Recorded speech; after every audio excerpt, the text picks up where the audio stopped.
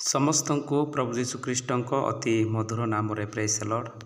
ମୁଁ ଆଶା କରେ ଆପଣମାନେ ସମସ୍ତେ ପ୍ରଭୁ ଯୀଶୁଖ୍ରୀଷ୍ଟଙ୍କ ଅନୁଗ୍ରହ ଦ୍ୱାରା ଭଲରେ ଅଛନ୍ତି। ଆସନ୍ତୁ ପ୍ରିୟ ବନ୍ଧୁଗଣ, ଆଜି ଆମମାନେ ଭୟ କର ନାହିଁ, ଆମ୍ଭେ ତୁମ୍ଭ ସଙ୍ଗରେ ଅଛୁ। ଏ ସମ୍ବନ୍ଧରେ ଅଳ୍ପ ସମୟ ଆମମାନେ ବାଇବଲରୁ କେତୋଟି ଅଂଶ ଆମମାନେ ପାଠ କରିବା। ହଁ ପ୍ରିୟ ବନ୍ଧୁଗଣ, ବାସ୍ତବତାରେ ଆମମାନେ ଯେତେବେଳେ ଏହି ଧରାପୃଷ୍ଠରେ ବାସ କରୁ, ଆମମାନଙ୍କର ଜୀବନ ପ୍ରତି ଅନେକ ସମସ୍ୟା, ଅପମାନ, ନିନ୍ଦା, ତାଡ଼ନା, ଅହଙ୍କାର ଏହି ପ୍ରକାର ଅନେକ ଆଶଙ୍କା ଦେଇ ଆମମାନଙ୍କର ଜୀବନ ଗତି କରିଥାଏ। ତଥାପି ପରମେଶ୍ୱର ଆମମାନଙ୍କୁ କହନ୍ତି, ଭୟ କର ନାହିଁ, ଆମ୍ଭେ ତୁମ ସଙ୍ଗରେ ଅଛୁ।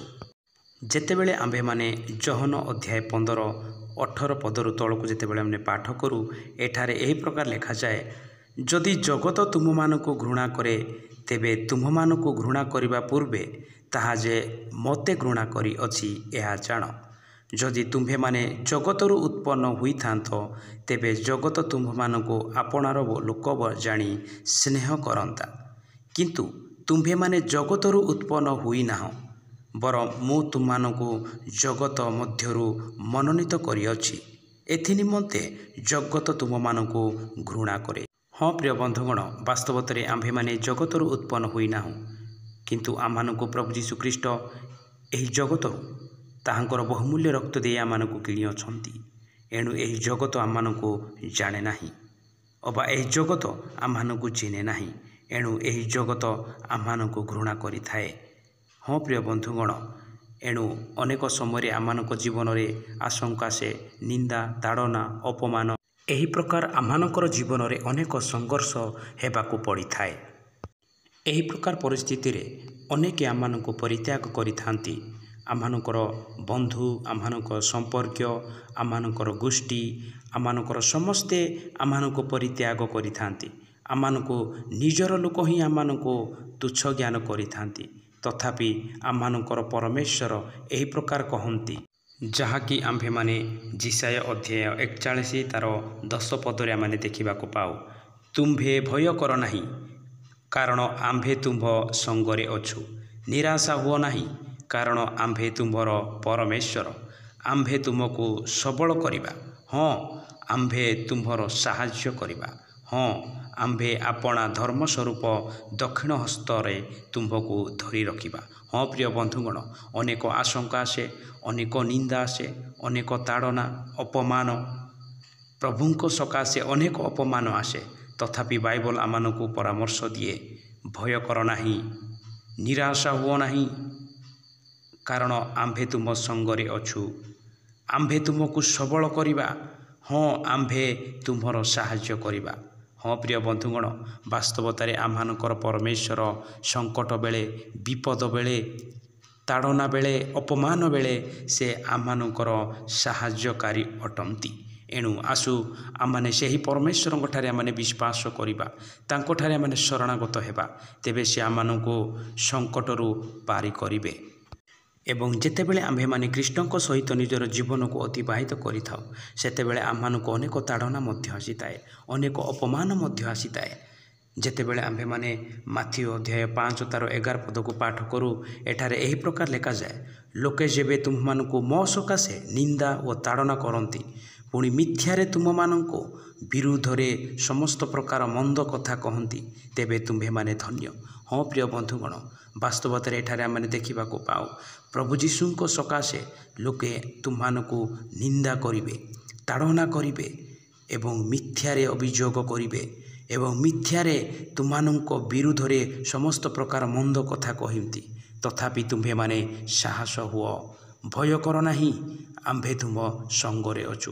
ହଁ ପ୍ରିୟ ବନ୍ଧୁଗଣ, ସେହି ପରମେଶ୍ୱର ଆମମାନଙ୍କୁ କହନ୍ତି, ଆମ୍ଭେ ତୁମ ସହିତ ଆଜି, କାଲି ଏବଂ ଚିରକାଳ ତୁମମାନଙ୍କ ସହିତ ଅଛୁ ଏବଂ ଜଗତର ଅନ୍ତ ପର୍ଯ୍ୟନ୍ତ ତୁମମାନଙ୍କ ସହିତ ଅଛୁ। ଏହା ଆମମାନଙ୍କର ପ୍ରଭୁ ଯୀଶୁ କହନ୍ତି। ଏଣୁ ଆସୁ ଆମ୍ଭେମାନେ ଭୟ କରିବା ନାହିଁ, ତାହାଙ୍କଠାରେ ଆମମାନେ ବିଶ୍ୱାସ କରିବା, ତାଙ୍କଠାରେ ପ୍ରାର୍ଥନାର ଜୀବନ ଅତିବାହିତ କରିବା। ତେବେ ପରମେଶ୍ୱର ଆମମାନଙ୍କୁ ଏହି ସମସ୍ତ ମନ୍ଦତାରୁ, ସମସ୍ତ ତାଡ଼ନା, ଅପମାନ, ବିପଦ, ସଙ୍କଟରୁ ସେ ଆମମାନଙ୍କୁ ଉଦ୍ଧାର କରିବେ। ଯେତେବେଳେ ଆମ୍ଭେମାନେ ପ୍ରଥମ ପିତର 4 ଅଧ୍ୟାୟ ତାର 14 ପଦକୁ ପାଠ କରୁ, ଏଠାରେ ଏହି ପ୍ରକାର ଲେଖାଯାଏ, ଯଦି ତୁମ୍ଭେମାନେ ଖ୍ରୀଷ୍ଟଙ୍କ ନାମ ସକାଶେ ନିନ୍ଦିତ ହୁଅ ତାହା ହେଲେ ତୁମ୍ଭେମାନେ ଧନ୍ୟ, କାରଣ ଗୌରବମୟ ଆତ୍ମା ଅର୍ଥାତ୍ ଈଶ୍ୱରଙ୍କ ଆତ୍ମା ତୁମମାନଙ୍କଠାରେ ଅଧିଷ୍ଠାନ କରୁଅଛନ୍ତି। ହଁ ପ୍ରିୟ ବନ୍ଧୁଗଣ, ଯେତେବେଳେ ଆମ୍ଭେମାନେ ଖ୍ରୀଷ୍ଟଙ୍କ ସକାଶେ ନିନ୍ଦା ତାଡ଼ନା ଅପମାନ ପାଇଥାଉ ଆମ୍ଭେମାନେ ଧନ୍ୟ ବ୍ୟକ୍ତି ହେଇଥାଉ, କାରଣ ଗୌରବମୟ ଆତ୍ମା ଅର୍ଥାତ୍ ଈଶ୍ୱରଙ୍କ ଆତ୍ମା ଆମ୍ଭମାନଙ୍କଠାରେ ଅଧିଷ୍ଠାନ କରୁଅଛନ୍ତି। ଏଣୁ ପ୍ରିୟ ବନ୍ଧୁଗଣ, ଆମ୍ଭେମାନେ ଭୟ କରିବା ନାହିଁ, କାରଣ ଯେତେବେଳେ ଆମ୍ଭେମାନେ ଖ୍ରୀଷ୍ଟଙ୍କ ସକାଶେ ନିନ୍ଦିତ ହେଇଥାଉ, ଅପମାନ ହେଇଥାଉ, ତାଡ଼ନା ପ୍ରାପ୍ତ ହେଇଥାଉ, ସେହି ସମୟରେ ଖ୍ରୀଷ୍ଟଙ୍କ ଆତ୍ମା ଅର୍ଥାତ୍ ଈଶ୍ୱରଙ୍କ ଆତ୍ମା ଆମଠାରେ ଅଧିଷ୍ଠାନ କରୁଅଛନ୍ତି। ଏଣୁ ପ୍ରଭୁ ଯୀଶୁ କହିଲେ, ତୁମ୍ଭେମାନେ ବ୍ୟାକୁଳ ହୁଅ ନାହିଁ, ଭୟ କର ନାହିଁ, ଆମ୍ଭେ ତୁମ ସଙ୍ଗରେ ଅଛୁ। ହଁ ପ୍ରିୟ ବନ୍ଧୁଗଣ, ଯେତେବେଳେ ଆମ୍ଭେମାନେ ଏହି ସମସ୍ତ ନିନ୍ଦା ଅପମାନ ତାଡ଼ନା ଏହି ସକଳ ବିଷୟ ଆମେ ଦେଖୁ ତ ଆମମାନେ ଜାଣୁ ପ୍ରଭୁ ଯୀଶୁଖ୍ରୀଷ୍ଟଙ୍କର ଦ୍ୱିତୀୟ ଆଗମନ ସନ୍ନିକଟ। ଏଣୁ ଆସୁ ଆମ୍ଭେମାନେ ବିଶ୍ୱାସ କରିବା, ପ୍ରଭୁ ଯୀଶୁଙ୍କଠାରେ ଶରଣାଗତ ହେବା, ତେବେ ଆମ୍ଭେମାନେ ପରିତ୍ରାଣ ପ୍ରାପ୍ତ ହେବା। ଯେତେବେଳେ ଆମ୍ଭେମାନେ ଦ୍ୱିତୀୟ ତିମୋଥୀ ଅଧ୍ୟାୟ 3:1-4 ପଦ ମଧ୍ୟରେ ଆମେ ପାଠ କରୁ, ଏଠାରେ ଏହି ପ୍ରକାର ଲେଖାଯାଏ, କିନ୍ତୁ ଏହା ଜାଣିଥାଉ ଯେ ଶେଷ କାଳରେ ଭୀଷଣ ସମୟ ଉପସ୍ଥିତ ହେବ, କାରଣ ଲୋକମାନେ ଆତ୍ମାପ୍ରିୟ, ଧନଲୋଭୀ, ଆତ୍ମାଗର୍ଭୀ, ଅହଙ୍କାରୀ, ନିନ୍ଦକ, ପିତାମାତାଙ୍କର ଅବାଧ୍ୟ, ଅକୃତଜ୍ଞ, ଅପବିତ୍ର, ସ୍ନେହଶୂନ୍ୟ, ଅମିଳନପ୍ରିୟ, ଅପବାଦକ, ଅଜିତେନ୍ଦ୍ରିୟ, ପ୍ରଚଣ୍ଡ, ଉତ୍ତମ ବିଷୟରେ ଘୃଣାକାରୀ, ବିଶ୍ୱାସଘାତକ, ଦୁଃସାହସୀ, ଦାମ୍ଭିକ ହେବେ ଓ ଈଶ୍ୱରପ୍ରିୟ ନ ହୋଇ ବରଂ ବିଳାସପ୍ରିୟ ହେବେ। ହଁ ପ୍ରିୟ ବନ୍ଧୁଗଣ, ଏହା ସୁନିଶ୍ଚିତ। ବାସ୍ତବତାରେ ପ୍ରିୟ ବନ୍ଧୁଗଣ, ଏହି ସକଳ ବିଷୟ ଯେତେବେଳେ ଆମେ ପାଠ କରୁ ଆମ୍ଭେମାନେ ଜାଣୁ ଯେ ଯୀଶୁଖ୍ରୀଷ୍ଟଙ୍କର ଆଗମନ ଅତି ସନ୍ନିକଟ ଏବଂ ସମୟ ଅତି ଅଳ୍ପ, ଏହା ମାନେ ଜାଣିବାକୁ ପାଇଥାଉ। ଯେତେବେଳେ ମାର୍କ ଲିଖିତ ସୁସମାଚାର 1 ଅଧ୍ୟାୟ ତାର 15 ପଦକୁ ପାଠ କରୁ, ଏଠାରେ ଏହି ପ୍ରକାର ଲେଖାଯାଏ, କାଳ ସମ୍ପୂର୍ଣ୍ଣ ହେଲାଣି, ଈଶ୍ୱରଙ୍କ ରାଜ୍ୟ ସନ୍ନିକଟ, ମନ ପରିବର୍ତ୍ତନ କର ଓ ସୁସମାଚାରରେ ବିଶ୍ୱାସ କର।